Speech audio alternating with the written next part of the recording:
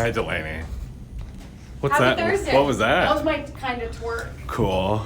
Phone number is 877-937-1047. You can call us. You can text us too. Text JJR and whatever your message is to the number 96893. Yesterday, off some point during the show, on the air, off the air, I was sharing this information about how we're at this breaking point now where 75% of people are like fed up and they could maybe go another month before we lose our minds. Rich was saying he was over it a week ago, and a big percentage of people are over it a week ago. I want to tell you something that happened with my wife.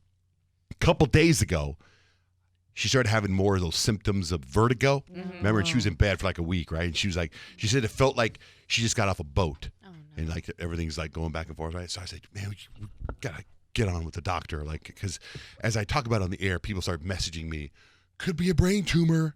Oh my gosh, Could now it's be got to freak you out. Muscular sclerosis. Could be muscular, whatever. And I'm like, oh my God. So you got to go to the doctor.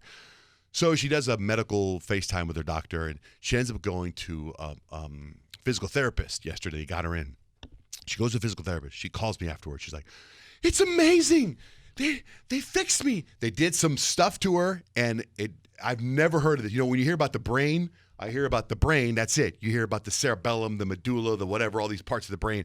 But there was a crystal in her head, and they rattled the crystal straight, whatever that means. And all of a sudden, everything's fixed, just like that. She's totally normal. She couldn't believe it. What? Yeah. Crystal? There's a crystal in her head. It's fixed.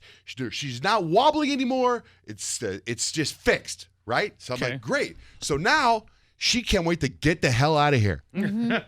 She took off. She grabbed my youngest kid and she bolted. She went 4 hours north and she's gone. She's like, she's been cooped up in our house for 6 weeks with 3 kids, with me, with 7, 8 dogs plus dogs. And she's like, I am out of here. And she's gone. She's gone. Like, we were on a conference call yesterday, right? So we were on a conference call, like a Zoom conference call with the whole company. I don't know how many people were in there, like 90 people on this video Zoom thing, right? And I was, it was like noon, 1 o'clock in the afternoon. I was in our bed, under the covers, in the dark, with the laptop on, watching it. And she came up, she took the boys to lunch, and she comes up, and so I don't know. I'm not a very tech savvy guy, so I think I have everything right. I want to make sure my camera wasn't on because I don't want anyone to see me, and I want to make sure my microphone wasn't on. And I was just there listening. And she comes up, crawls up on the bed, and she's like, "I'm leaving." she like left. Okay, And I was like, "What do you mean leaving? What do you mean?" And she's like, "I'm leaving. I'll text you in 4 or 5 hours." And she's gone. She's like, Good she was for her. Yeah, so she needs fed a up. break. Yeah. She needs a break. Here's the weird part. Like, I was like, all right, we'll have a good time, right? And I mean, because we've been, like, she does this all the time. That's during this time of the year, she usually goes up when the kids are out of school, and I'll go up every weekend, right? I'm used to it. It's part of our routine. But I've been with her every day for 6 weeks as well, right? I miss her. Oh my Like, gosh. I know. I'm like having these incredible withdrawals. Like, it's like all of a sudden, like, it's dinner time. It's time for us to do our thing, and it's time for us to do our table. Or what's the thing we do? Your TED Talk? Tech Talk? I was gonna say table talk. Table. I was Kind of a table TED Talk. Yeah, it's time for just to do our family stuff that I love so much. It's time for us to do our thing. It's time for us to lay in bed together and talk. It's time for me to wake up in the morning and kiss her goodbye. Like, it's all these things, and it's like, I'm like, oh my God, where is she? Why did she leave? Why did she leave? You got used to her being there all the time. That's going to happen to us. Like, I have Mr. Baby, my fiance, at home when I get home because he's working from home. But when he goes back to work, it's going to feel empty. It's weird, man. Yeah, that's so sad. Yeah, it's supposed to be the other way around. Like, when But I I go back to feel- work, she's supposed to miss me. That's like a big thing for you because huge. literally, as long as I've known you, this is how it is towards the summertime. I know. It's like she's gone all week. I know. It's weird because we were together all the time, every day for 6 weeks. Look at you. And I like it. I come home, but clearly she does not. She's like, you know what she did when she called me? She gets up, she goes, "Oh my God, everybody's up here." And she starts naming all these people. The Langmores, the Lannisters, the Starks, whatever these people's names are. All these people's names. Ozark and Game of Thrones people. She's naming all these Antonio families, all these families that are up there. They go, "Everyone's been up here for weeks. This is where they're doing the quarantine." She goes, "I want you to come up. I want you to come up." And I was like, hold on a second. I like being down here where nobody's here. I said, I don't want to go up there where all these people are. I don't want to. Everything you just. I go, look. The beautiful thing about a relationship, you got to compromise. I go, if you want to go up there and be up there, that's fine. I said, but I don't want to go up there like you give me anxiety telling me all these people are up there. You know what I mean? Like I don't want to go. And she's like, doesn't mean you have to come up here and be with them. She goes, I was just telling you that all these people are up here right now. I'm like, oh, okay, but I still have like this. You know, when she started telling me all these people, I feel like I was at a mall. And I was like, Does this mean that now you're going to have to go to the grocery store and like get your own supplies? For well, the she next goes away every summer around this time, and normally I go to restaurants. Well, right. Yeah, Right. So we went to a restaurant last night. We got to go. You know, got some pokey. Anyway.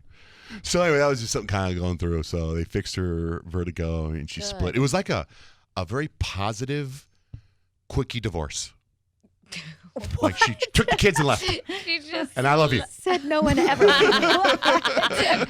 dramatic. Yeah, when you say like, I have never heard of one of those. And trust me, I know. I want to talk about TV real quick. Yesterday, I brought up a show. I said, you got to watch this show. I really like it. It's called Never Have I Ever.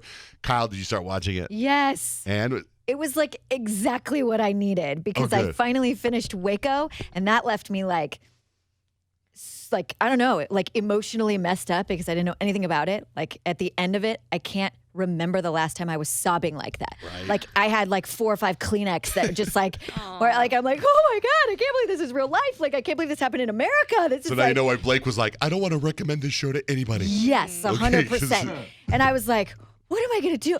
Oh, yeah. Never have I ever. It's a light, fun show, and it's hilarious, and I loved it. Oh, good. And you're done with it probably. I think I'm like on the 3rd episode. Did you start watching? Yeah, I started watching. I'm on the 4th episode. Oh, wow. Do you like it? The first, I'm not gonna lie, the first episode took me a while to kind of get into it, but I'm glad that I stuck with it because I thought the 2nd and the 3rd episode were hilarious. No way. The first, I like literally one of the first or second scenes when her friend's like, you can't use your legs. Alas, I cannot use my legs in solidarity. Just dropped. And she collapses to the ground. That was so funny. Delaney? So I started watching it last night. My friend Audrey and I actually started watching it. We got to the 3rd episode. I thought it was super cute. Like Kyle said, a really good palate cleanser because both her and I were watching Waco. But even her very opening lines were so funny. When she's like, I just want a stone cold hottie that's gonna rock me all night. I'm like, girl, same.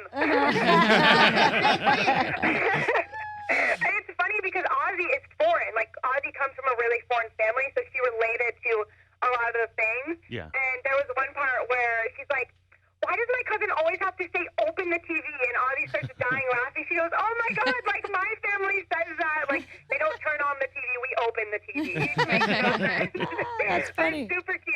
Yeah, really I love cute. it. Rich, you start watching it too? Yeah. Oh, yeah. I'm in 5 episodes now. I really, really, really liked it. And, you know, I don't know much about the Indian culture per se, but whenever I see shows like this, like when you watch Hentified, or like all moms are sort of the same.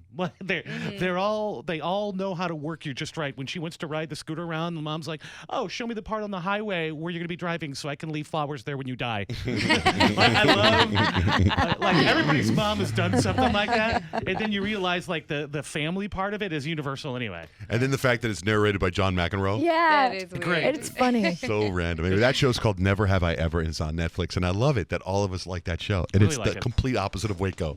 Complete. Complete opposite. But like perfect to watch right after.